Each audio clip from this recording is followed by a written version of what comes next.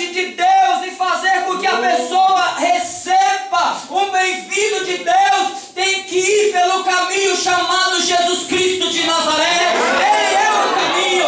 Se entrarmos por Ele, se continuarmos a trilhar por Ele, nós não decepcionaremos, porque Ele vai estar de braços abertos para receber-nos e dizer: entra no gozo do teu Senhor, entra no gozo do Senhor, e tome posse da bênção que está reservado para você.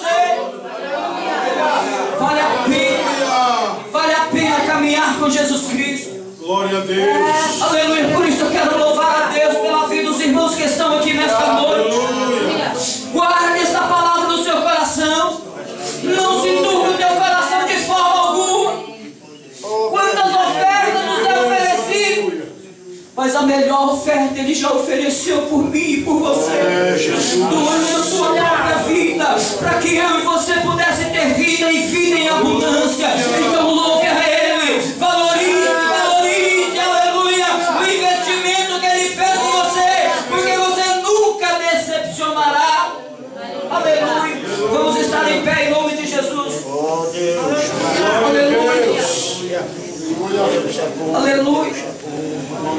Queria fazer um convite.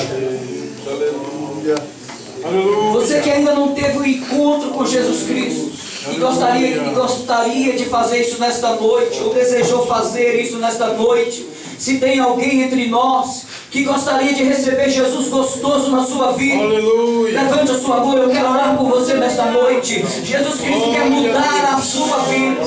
Aleluia. Tem alguém entre nós? Aleluia. Aleluia. Vem aqui.